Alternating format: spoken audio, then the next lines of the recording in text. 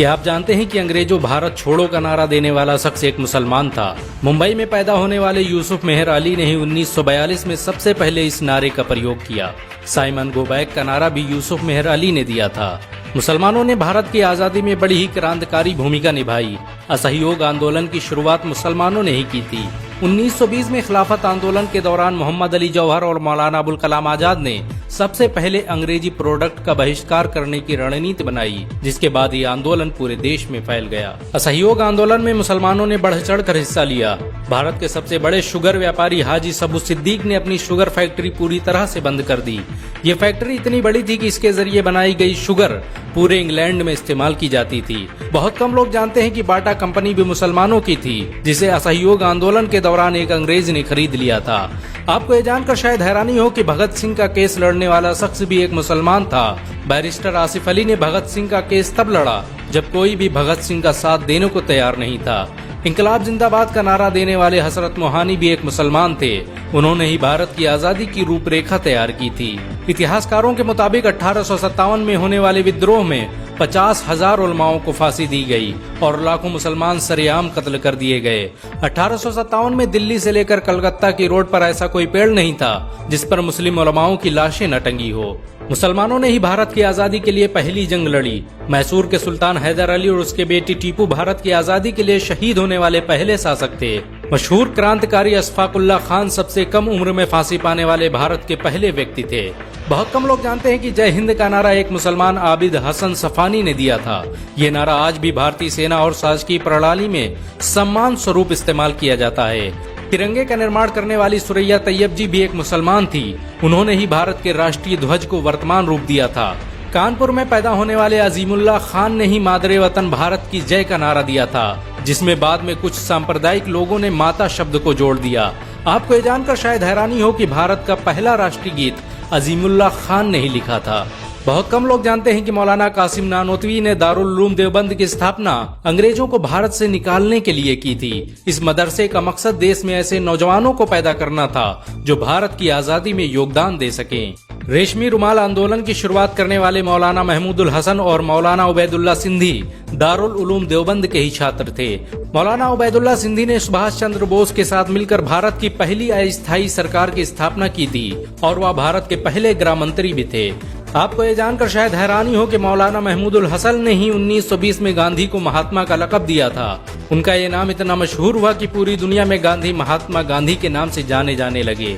महमूदुल हसन ने ही हकीम अजमल खान के साथ मिलकर 1920 में जामिया मिलिया इस्लामिया यूनिवर्सिटी की स्थापना की थी, ताकि भारतीय शिक्षा तंत्र को अंग्रेजों के चंगुल से आजाद करवाया जा सके। आपको ये जानकर शायद हैरानी हो कि काला पानी जैसी दर्दनाक सजाओं को पाने वाले 90% से अधिक लोग मुसलमान थे। अंडमान निकोबार में आज भी सबसे ज्यादा कब्रें मुसलमानों की हैं। मुसलमानों के अलावा दूसरे लोगों ने काला पानी से बचने के लिए न सिर्फ माफीनामे लिखे बल्कि अंग्रेजों की मुखबिरी भी की। मुसलमानों ने ही अंग्रेजों के खिलाफ सबसे पहले हथियार उठाए। 1772 में शाह अब्दुल अजीज ने अंग्रेजों के खिलाफ फतवा देते हुए ऐलान किया कि अंग्रेजों की गुलामी हराम है और हर मुसलमान पर फर्ज है कि वो अपने मुल्क और देश की आजादी के लिए खुद को कुर्बान कर दे। 1857 में होने वाले विद्रोह की प्लानिंग एक मुसलमान मौलवी अहमदुल्ला शाह ने की थी। वो भारत के अकेले इंसान थे जिन पर अंग्रेजों ने 50,000 रुपए का इनाम रखा था। ये रकम इतनी बड़ी थी कि राजा जगन्नाथ ने पैसों की लालच में आकर अहमदुल्ला शाह की मुखबरी कर दी और अंग्रेजों ने उन्हें शहीद कर दिया। बहुत कम लोग जानते हैं कि 1857 में शहीद होने वाले 90% लोग मुसलमान थे। जालियांवाला बाग में जनरल डायर की गोलियों का निशाना बनने वाले अधिकतर लोग भी मुसलमान थे। भारत की आजादी का नेतृत्व करने वाले संगठन इंडियन नेशनल कांग्रेस के 9 से अधिक प्रेसिडेंट मुसलमान रहे। गांधी जी ने अफ्रीका में जहां वकालत की पढ़ाई की, वो कॉलेज भी एक भारतीय मुसलमान का था और वह जब भारत में आए तो उन्होंने आजादी के लिए अली ब्रदर्स के साथ काम करना शुरू किया, जो कि मुसलमान थे। बहुत कम लोग जानते हैं कि 1921 में केरल के मुसलमानों द्वारा अंग्रेजों के खिलाफ लड़ी गई जंग में 3000 से अधिक मुसलमान शहीद हुए थे और 50,000 मुसलमानों को जेल में कैद कर दिया गया था। ये आंदोलन मोपला मुस्लिम आंदोलन के नाम से जाना जाता है। 1942 में शुरू हुए भारत छोड़ो आंदोलन की रूपरेखा मौलाना अबुल कलाम आजाद ने तैयार की थी। संविधान निर्माता डॉक्टर भीमराव अम्बेडकर को पहचान दिलाने में मुसलमानों का बड़ा योगदान रहा है। 1946 में जब भीमराव अम्बेडकर दलित होने की वजह से इलेक्शन हार गए तो बंगाल मुस्लिम लीग ने उन्हें मुस्लिम इलाके से इलेक्शन लड़ने की दावत दी। इस तरह भीमराव अम्बेडकर संविधान सभा का हिस्सा बन सके। अगर मुसलमान भीमराव अंबेडकर को इलेक्शन न जिताते तो उन्हें कभी भारत के संविधान को लिखने का मौका न मिलता। भारत की आजादी के लिए सबसे ज्यादा लेख, शायरी, गीत और किताबें मुसलमानों ने ही लिखी। अल्लामा इकबाल के जरिए लिखा गया सारे जहां से अच्छा आज पूरे भारत में गाया जाता है। आपको ये जानकर शायद हैरानी होगी कि देश के लिए शहीद होने वाला पहला पत्रकार मौलाना मीर बाकर एक मुसलमान था। भारत की आजादी के लिए मुस्लिम राजाओं और महाराजाओं ने अपने खजाने खोल दिए। कोलकाता के हाजी उस्मान सईद ने अपना सब कुछ भारत की आजादी के लिए कुर्बान कर दिया।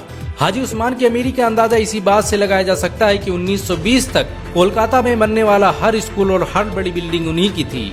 कोलकाता के पहले सुपर स्टोर कैश बाजार की बुनियाद हाजी सईद ने ही रखी थी, लेकिन बाद में उन्होंने अपनी सारी दौलत देश को दान कर दी और खुद एक किराए के घर में रहने लगे।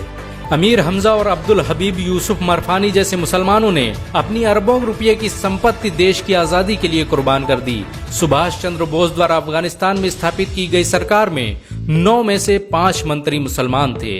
भारत की आजादी के लिए देश भर में मौजूद मस्जिदों को किलों की तरह इस्तेमाल किया गया। इन मस्जिदों में सुबह शाम हर वक्त भारत की आजादी के लिए ऐलान हुआ करते थे। आजादी के वक्त कोई मस्जिद ऐसी नहीं थी जिसकी दीवारों पर मुसलमानों का खून न लगा हो। इन सब के अलावा ऐसे करोड़ों मुसलमान हैं जिन्होंने भारत की आजादी और उसकी अस्मिता के लिए अपना सब कुछ कुर्बान कर दिया। सच तो ये है कि भारत की आजादी मुसलमानों के बगैर मुमकिन न थी। भारत आज भी आजादी के लिए मुसलमानों का एहसानमंद है। अगर एक मुसलमान होने के नाते आपको गर्व महसूस हुआ हो तो इस वीडियो को लाइक और शेयर जरूर करें। ऐसी और वीडियो को देखने के लिए हमारे चैनल को सब्सक्राइब करें, घंटा जरूर दबाएं।